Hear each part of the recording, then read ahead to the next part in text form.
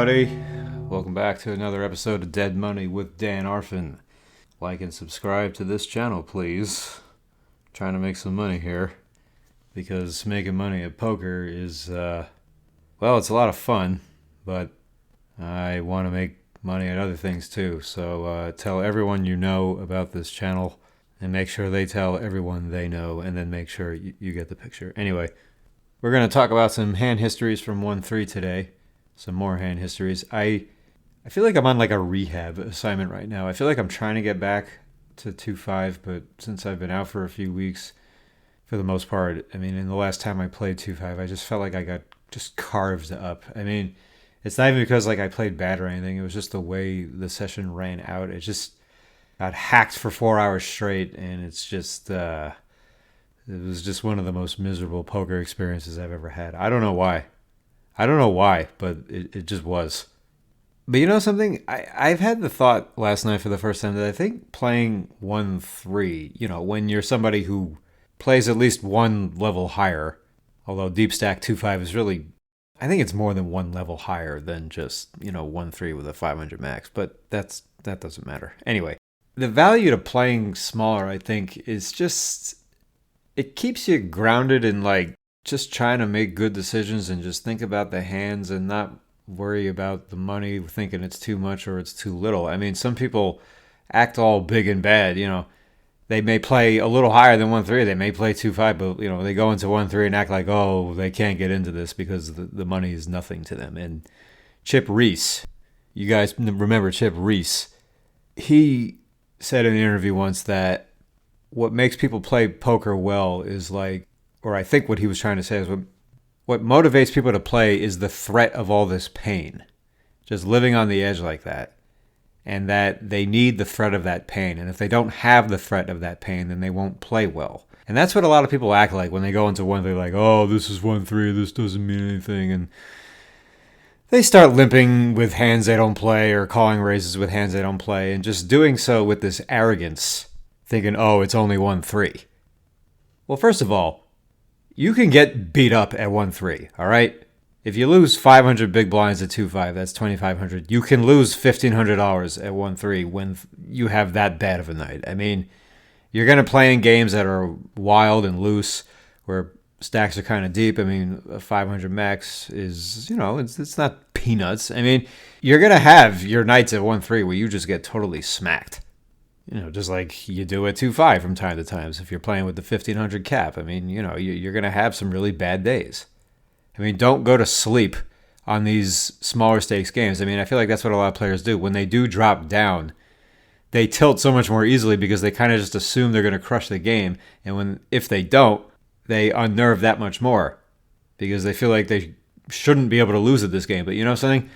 Poker is hard no matter what stakes you're playing. It doesn't matter who you're playing. It's never easy. Even when it seems easy, it's not, because you never know when it's about to become difficult again. That's what keeps it from being anything except easy.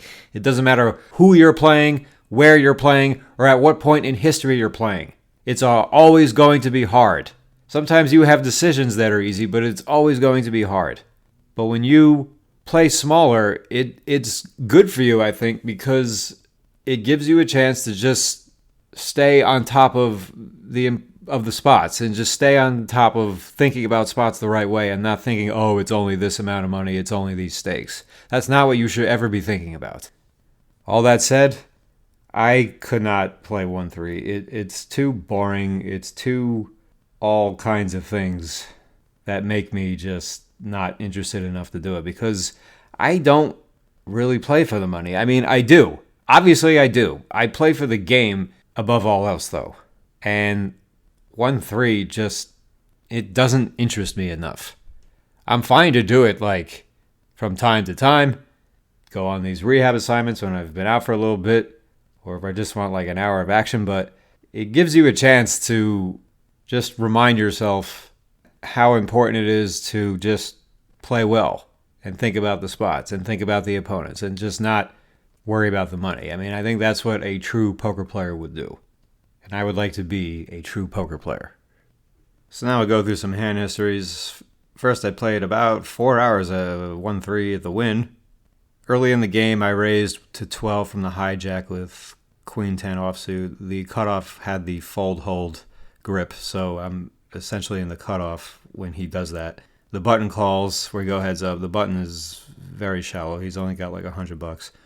The flop is 9-7-7 rainbow. I bet 10. He calls. The turn is a 3 total brick. I still think he may only have like, ace high or something. So I bet 16. He calls pretty fast again. The river is a king. I jam. And and he calls. I say, you got it. I'm about to turn my hand over, but then he turns his hand over with king jack of spades. So he calls the flop with just overs and some backdoors, turns nothing. He's extremely shallow at this point. He's been extremely shallow the whole hand. He calls the turn bet again with king high, rivers this gin card, and now he doesn't want to call off all in. I mean, he does, but like, okay. Very next hand, a couple people limped. I made it 21 with ace king of spades. There were a couple of calls. I probably could have gone away with going much bigger than 21, but the small blind made it 100. He had about 350 left. I rebought and covered him. I ripped, and he folded. Then we had something of a maniac in the game. This guy raised under the gun with like 5-4 clubs, I think. I mean, he was a knowledgeable player. Like, he was like thinking things through, and he seemed to be playing somewhat well. I mean, at least somewhat well. But he raises big under the gun with 5-4 clubs. He goes multi-way. Comes ace king 8, 2 clubs. He like check shoved, got called, and he got there. And this guy would proceed to sun run pretty much the whole time he was there. Then I was card dead for a while, and then there's another limp. I raised to 16 with pocket fours. There's a call, and he 3-bet the button to 45, folds back to me. The guy who called my 16 was the guy I bluffed off to when he had king jack, and he still only had about $150, but I still called the 45 because I thought there was a chance he would call. I was about close to $700 deep with the 3-better. He only 3-bet to 45. I mean, if he had 3-bet the pot, he would have made it about 60 or 65, which is why I actually thought about 4-betting. But then I thought he hasn't done much 3-betting, and since he 3-bet a little small, I started wondering maybe there's a chance he has aces, so I didn't want to 3-bet him or 4-bet him. So I thought, all right, let's just call, look to set mine. I do that, the other player folds, we go heads up, it comes 9-9-7. I check, he bets 35, and here we go. I mean, this is why I just hate getting into these spots out of position with these small medium pairs, but I felt like I had a pill pre. And all right, I'll call 1. Let's see what happens next. The turn is a 9. Now I have a little mini boat. I check again, and now he surprised me. He like overbet the pot. He bet like 2x, I think. I don't feel like doing the math, but he bet huge. He bet 325. He bet about, probably half my stack at this point, give or take. And I thought about this for a little bit and ended up folding, and he showed aces. So, okay. I mean, I wasn't expecting him to show. When he was turning his cards over, I thought I was about to see a bluff, but he was not bluffing. And I guess I ended up folding because I started to think that he was trying to play up his image, and he's thinking that I'm going to have a ton of boats, or I have some draw that's not calling anyway. So he's just trying to get me to stack off with a 7 or 8s or 10s even. So it really shouldn't have been that hard of a fold, but this is what happens when people make some wild bluffs, or he made a semi-bluff with the 5-4 clubs. They try to level you later in the day, and you have that in the back of your mind, and you're not as comfortable folding to them. And look, that's the whole idea of bluffing. I mean, they're investments. Either they work or they get people thinking later, and sooner or later it gets you a call that you probably wouldn't have gotten if they didn't know you were someone who bluffed, which is why people show bluffs. So good thing I didn't 4-bet. That wouldn't have worked out, seeing as he had the nuts and we got to the turn card with me drawing nice and dead.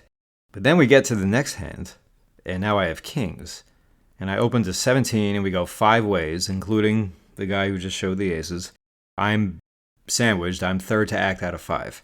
And the flop comes Jack 9-5 rainbow. Now, the guy with aces is in the cutoff. The button is kind of nitty. The first 2 players check. I mean, maybe I should just bet, but I checked. And cutoff checked, button checked. It's not that checking is bad. Look, we're 5 ways. but it is also 1-3, and people are going to make a ton of mistakes. So betting here, there's nothing wrong with betting here. Turn is a 3. There's no flush draws. They check to me again. I bet 75, and the cutoff called. The guy, but he was European, by the way, and everyone else folded. He calls, and the river is a 6, and I checked, and I was planning to call. Pot has 230, but then he jams. He just overbet 2x and showed aces the hand before, and now he's betting more than 2x jamming this river. And he called the turn very fast, so I figured it's just going to be a lot of straight draws. And deuce 4 got there on this river. 7-8 as a double gut shot made it on this river. He may have turned a set of 3s. If he's calling super light on the turn, he could have 6s and 5s now on the river. And what's he bluffing with? I mean, maybe 10-8, maybe queen 10, both of which are hands that he might have want to bet on the flop with because those are open-enders. I mean, he seemed like the type who would at least consider doing that. I mean, he checked pretty fast, so I don't know. I mean, if he's going to bet 10-8 or queen 10, then he might bet 7-8 also. So what's going on here? I mean, and these are the types of spots, and this is like maybe my favorite part of the game, is these metagame dynamics, trying to figure out, like, what is he trying to do? Because my hand is very under-repped. What does he think I have? Is he bluffing with this massive size because I checked the flop, bet the turn, now I'm checking the river, and he's just going to just power me away with this huge size?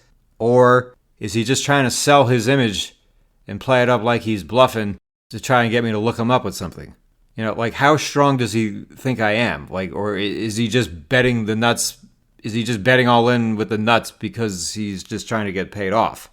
And think about the previous hand. He had just 3-bet, bet the flop, 2x the turn, and showed the fact that he had aces. So I started thinking, I was like, well, maybe he's bluffing now with this size because he just showed it when he had a real hand.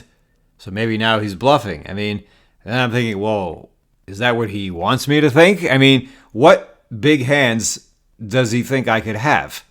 Could have a set. Jacks. Maybe I turn 3s. I mean, this was a tough spot, but I ended up folding here too because I was of the mind that he thinks I am just trying to, that I could have a strong hand and he's just trying to get everything. And that since he just showed when he had a huge hand before that maybe he wouldn't go that huge again with the value hand because I just folded to him. So I think, oh, well, if he's going this big again and I folded the last time, well, maybe he thinks I fold the big bet, so now I'm going to fold to this one because it's a bluff, except no, it's a real hand again. That's ultimately what I thought was going on here. And he didn't show this time. And then the guy on my right says, who was this really fishy player who thought way too much of himself. I mean, that's most of the 1-3 pool, but he was like, he's like, you tip big. He's like, when you're bluffing, he's like, that's what I do. He's like, because you're just happy you got away with it. And the Euro just smiled. It didn't say anything. So only he knows. But I think if he were bluffing, he probably would have wanted to show it. I mean, and when you're tanking on a huge river bet, or if you even know you're going to fold to it, I would say wait a little while anyway before folding. Because the longer these long tanks go, if the guy is bluffing, I think he's more likely to show it the longer you take to make up your mind. And seeing as he already had the aggressive image, at least in his mind he did, why not show the bluff? Why not try and tilt the guy? Everybody thinks you're aggro anyway. It's like, it's not like you're giving anything away at this point. So even though my hand was under-repped, and it's like I think I want this to happen, I think the plan just blew up in my face and he can beat one pair. I mean, if he had potted it, I would have called. Then I missed a chance to bluff. I raised under the gun, I think to 13 with ace-6 hearts, and we go 5 ways again, and the flop, I think, was something like 9-7-7, 2 spades. I totally whiffed. We all checked. I don't have the board totally memorized, but I think the turn was like a 6, but now it's a 3rd spade. And the 3 players acting after me, all 3 of them at the exact same time, did the whole card check to see if they had a spade. So I know I said I think the board is 9-7-7-6. No, it wasn't that because there was no possible straight. So I don't remember the exact cards. I felt like in this spot, the 6 looks like the nuts. I think it was, okay, now I got it. It was 8-8-6. 2 spades. So I had a pair. We all checked. The turn was the 3 of spades. So 8-6-6. 2 spades. 3 of spades on the turn. 3 players to my left all recheck their cards. Everyone checked this flop. So ace-6 looks kind of like the nuts here, at least against for the 3 players behind me. The only one I have to think about is the one on my right, the small blind. He was thinking about betting, but then he checked. I bet 25, folded back to the small blind. He called. And the river was the 7 of spades. So now there's 4 freaking spades. So 8, 6, 6, 3, 7. And there's 4 spades.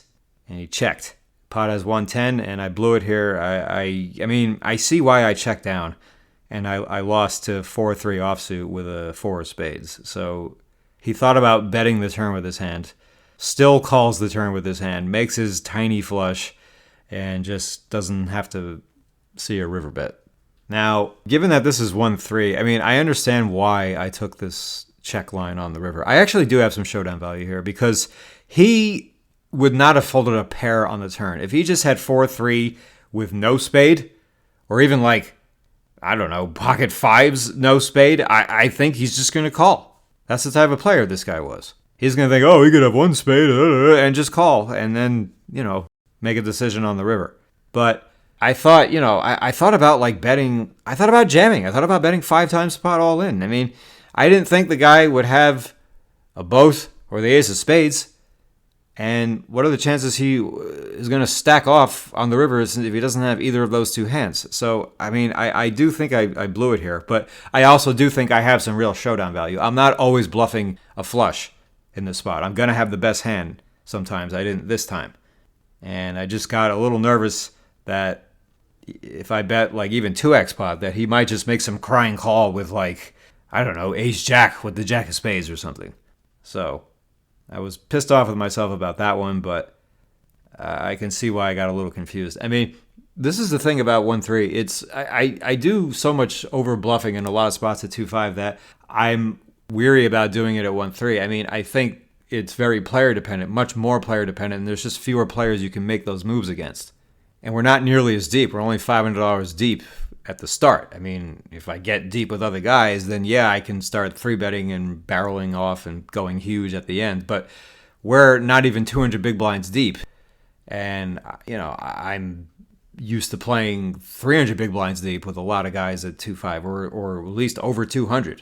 Or at least even if they're only, 150 to 180 big blinds deep, they are also the types of players who are very willing to overfold post-flop. So I'm just much more comfortable at 2-5 because I think I have a much clearer path to predictability than I do at 1-3, even though 1-3, the money is just going to come to you, and I still expect to be able to crush the game. I mean, I don't know what I'm worth at 1-3, but I think I'm worth 40 an hour on the low and 60 on the high. I mean, that's a very broad estimate range, but I think I'm worth somewhere between those 2 figures, probably closer to 50, and 60 might be pushing it, but I don't know.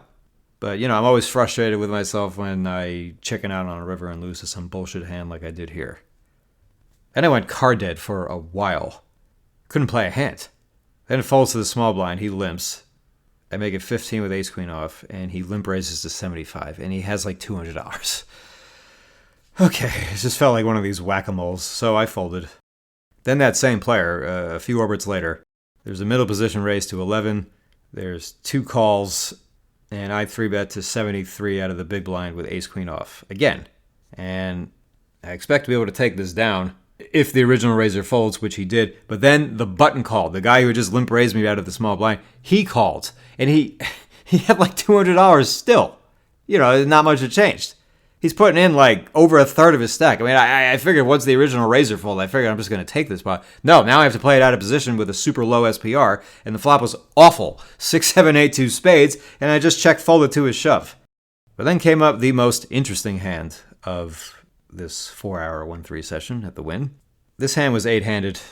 1-3 at the win is still 9-handed, but this hand had 8 players, and I've had very little to play. I had ace-10 off under the gun. Fuck it. People call so loose pre. I raise to 15, and I get a call, and I get a late position call. Call from middle position and late position. And ace-10 off, I mean, this is a hand I scratch my head about sometimes when I'm under the gun, 8-handed. I mean, sometimes I think it's a raise, sometimes I think it's a fold. I mean, it just depends on how the table's playing. At 1-3, fuck it. I know I'm going to be out of position, but sometimes just have a little faith in yourself to play after the flop, Anyway, so flop comes ace-queen 3, rainbow. I check, middle position checks, button bets 30.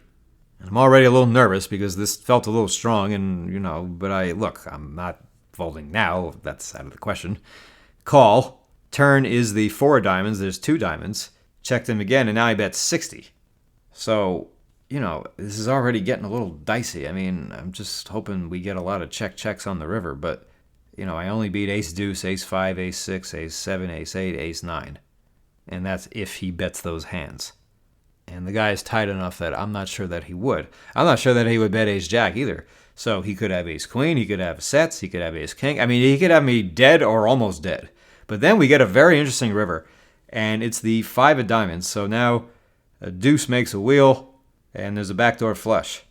And having this 10 of diamonds is a pretty significant card because he wouldn't have queen 10 of diamonds, jack 10 of diamonds, king 10 of diamonds. I mean, he wouldn't have that hand anyway. Even though they're good hands to barrel with, he would probably just check at some point.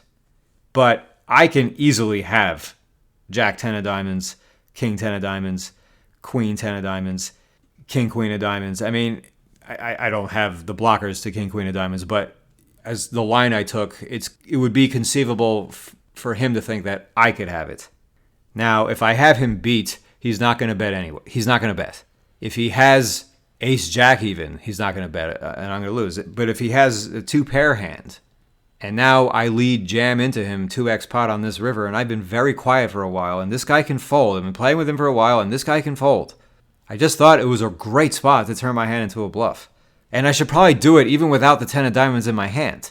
Now, having the 10 of diamonds is helpful because it blocks him from having a blocker. That's its real value. I'm not worried about him having a flush. It's just more of blocking him from having a blocker. But say he has ace jack with the jack of diamonds, he still blocks flushes that way. And that's a very significant blocker to have. Or he could have ace king with the king of diamonds. But I felt like I should go for it here. And if he has even a set, I don't think he's going to be happy about it. I mean, it's a pure bluff catcher. Now, we know a lot of 1-3 players, a lot of any poker player at any level cannot get away from a set. But if there's ever a time where they might get away from it, it's when someone who's been playing really tight bets 2x pot into them on the river on a possible flush board and the 4 to the straight even. That's glaring in their face too, and a lot of players get scared just looking at that.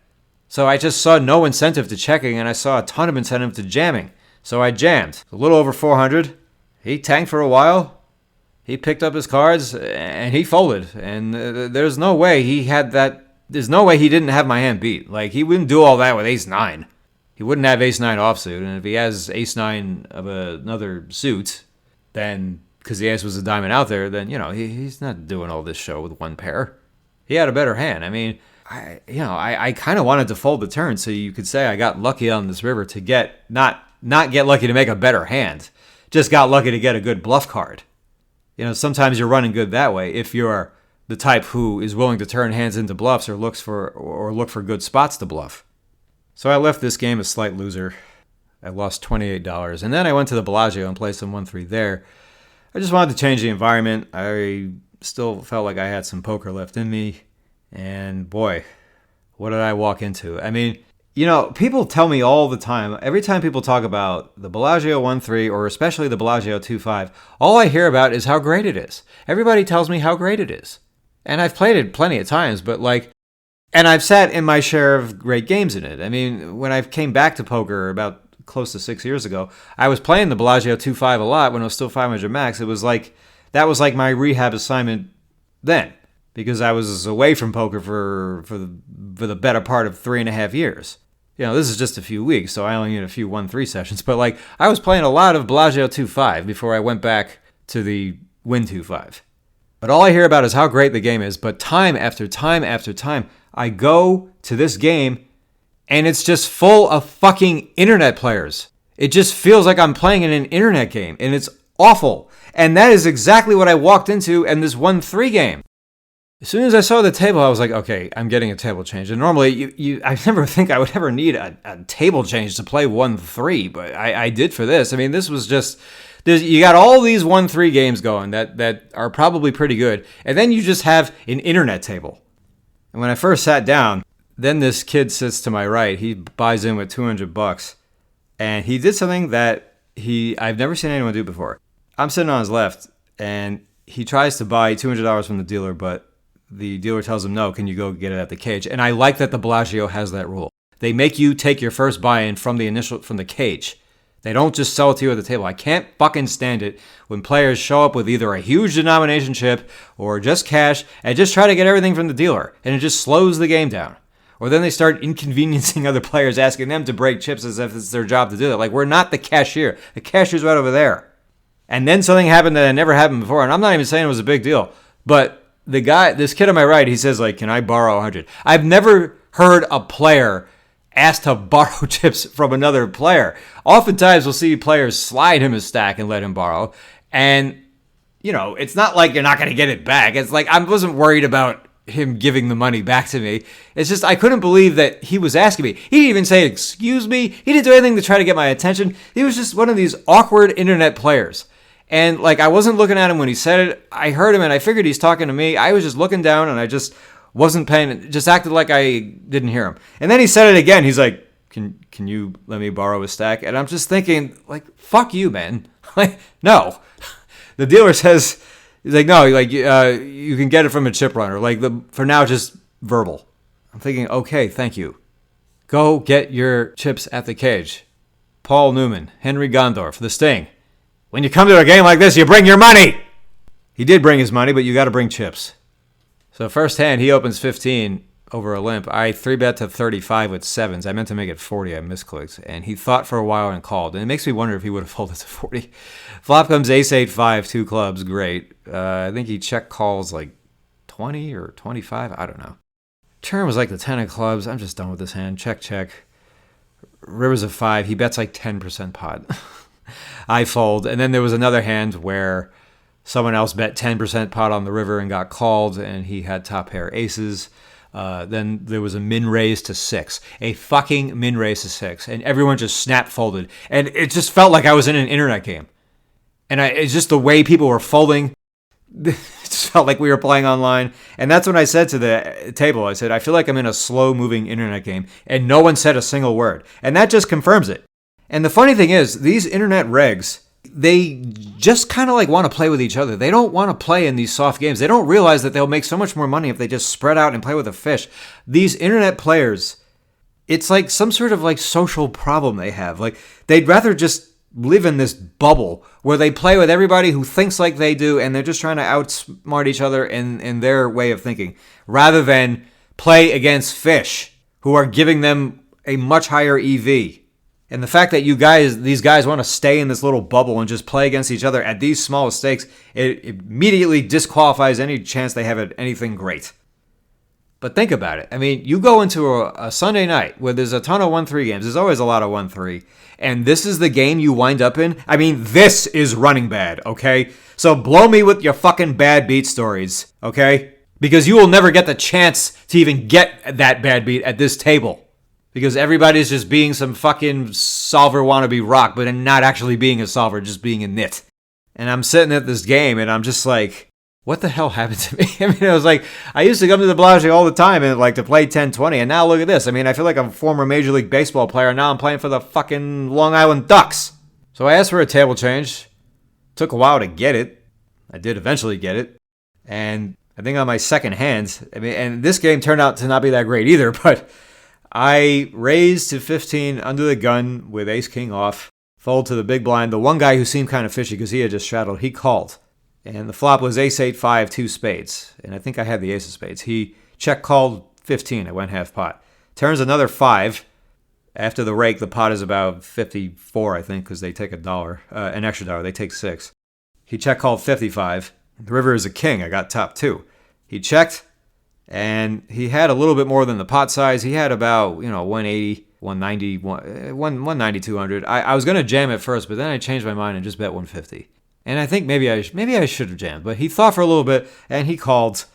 So he loses the top 2, showed an ace. And then I pretty much just hit and ran and left.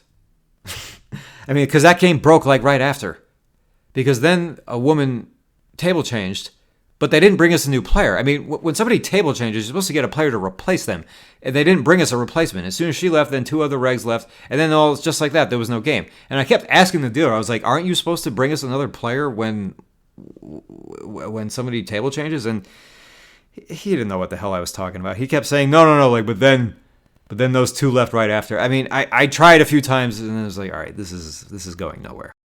I did see this very, very old man bet Broadway on the river when a backdoor flush came in. It's almost like, aren't you very impressed and almost shocked when you see a very old man, presumably a huge net, value bet the river when he doesn't have the nuts? I'm always like shocked when we see that. You know, when I first walked in there, I told myself, if I just win like a fast couple $100, I'm just going to get out of here. Like, I don't want to grind this all night. I'm tired. I'm just trying to, rebuild my poker brain. Just get it going again before I go back to my usual business. And I guess I was just pleasantly surprised that it happened so fast.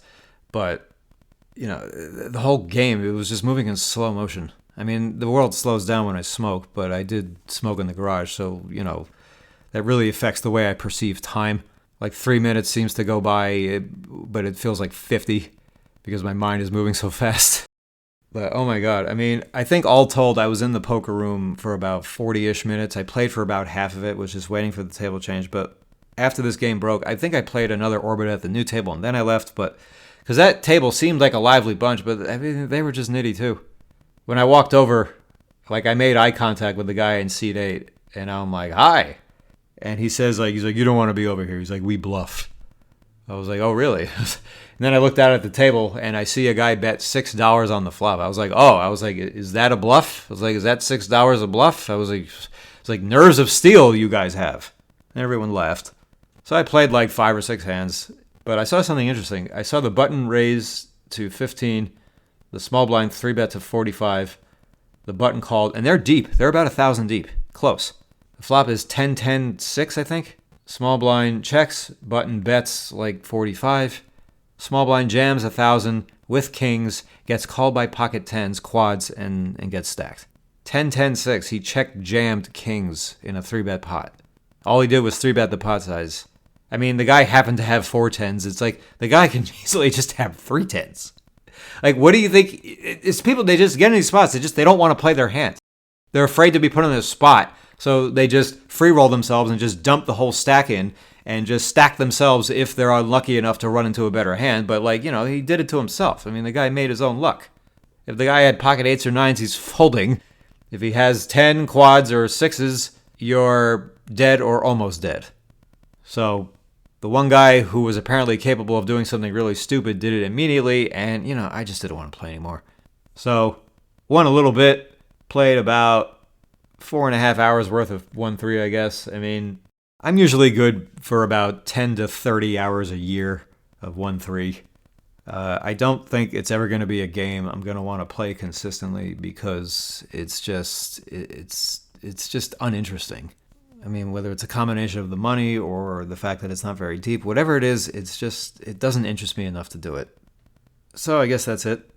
Thanks as always again, guys. And I don't know when I'm going out next, but I think the 2-5 feels like it's in the air. So we'll see if it actually is. And I'll report back to you soon. We'll see you next time.